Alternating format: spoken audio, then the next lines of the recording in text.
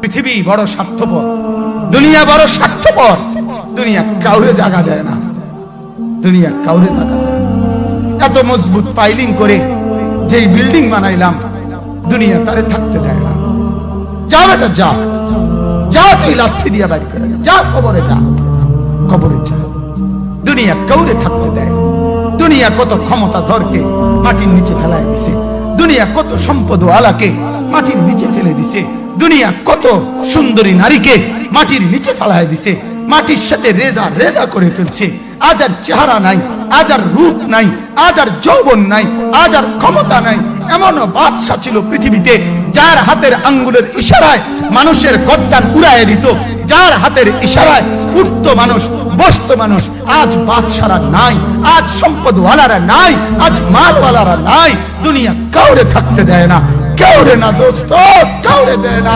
দুনিয়া দাদারে আমার থাকতে দেয় নাই। আমার দাদারে আমি দেখছি, আজ আমার দাদা নাই। আমার নানারে আমি দেখছি, আমার নানা নাই। আমার দাদিরে আমি দেখছি, আমার দাদি নাই। আমার নানিরে আমি দেখছি, আমার নানি নাই।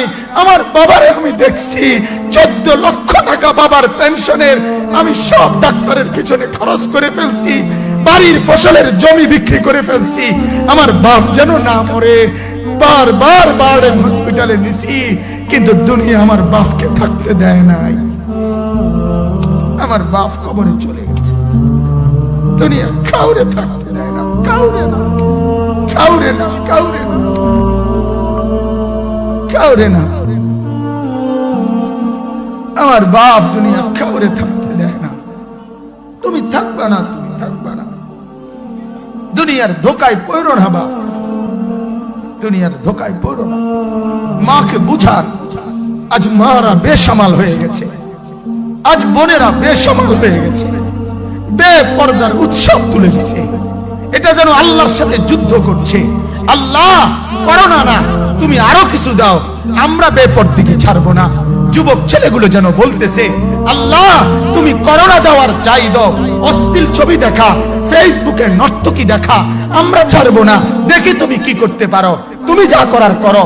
দোকানদার ব্যবসায়ীরা হারামের লেনদেন করা বন্ধ করছে না, সুদখোর সুদ ছাড়ছে না, ঘুষখোর ঘুষ ছাড়ছে না, নাফরমান আর জিনাকার ব্যভিচারী এরা কেউ কিছু ছাড়ছে না। বেহায়ার বেপর্দা নারী তার অশ্লীলতার বেহায়াপনা ছাড়ছে না। মুসলমান তার ঘরে টেলিভিশনের নর্তকীর আওয়াজ তো বন্ধ করছে না। হায় করোনা কিভাবে যাবে, আযাব কিভাবে যাবে বলেন, বলেন, বলেন আপনারা। আমার বাপ ফেরাউনের উপরে তো আযাব এতদিন ছিল না, নমরুদের উপরে আযাব এতদিন ছিল না, সাদ্দাদের উপরে আযাব এতদিন ছিল না, কারুনের উপরে আযাব এতদিন ছিল না, লূত আলাইহিস সালামের কওমের উপরে আযাব এতদিন ছিল না, হুদ আলাইহিস সালামের কওমের উপরে আযাব এতদিন ছিল না, নূহ আলাইহিস সালামের কওমের উপরে এতদিন আযাব ছিল না। আজ আমরা মালিককে এই পরিমাণ নারাজ করছি, মালিক এত বেশি নারাজ। আজ 1 বছর হয়ে গেছে, 1 বছরের চাইতে বেশি হয়ে গেছে, কই করোনার মহামারীর আযাব তো যাচ্ছে না, গেছে গা বলে। আমাদের লক্ষ লক্ষ বাচ্চার পড়ালেখা বন্ধ, এরা নষ্ট হওয়ার চূড়ান্ত পর্যায়ে পৌঁছে গেছে। মোবাইল এদেরকে শেষ করে দিছে, লক্ষ লক্ষ ছেলে। গতকালকে এক মা আমার আত্মীয় ফোন দিয়া বলতেছে, সকাল 10টায় বাচ্চাটা ঘর থেকে মোবাইল লইয়া বাইর হইছে, রাতের 10টায় মা তারে ফোন দিয়া বলছে, বাপ ঘরে আসতি না, ভাত খাইতি না।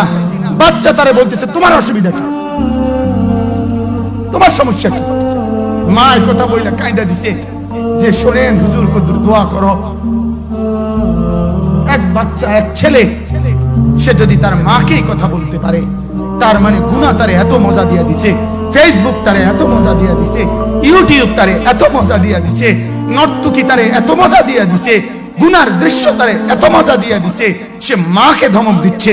রাত 10টা বাজলে কি হইছে, রাতের 3টা পর্যন্ত দেখলে তোমার সমস্যা কি? আমার আখিরাত আমি নষ্ট করলে তোমার অসুবিধা কি? আমার জাহান্নাম আমি ঠিক করে নিলে তোমার সমস্যা কি?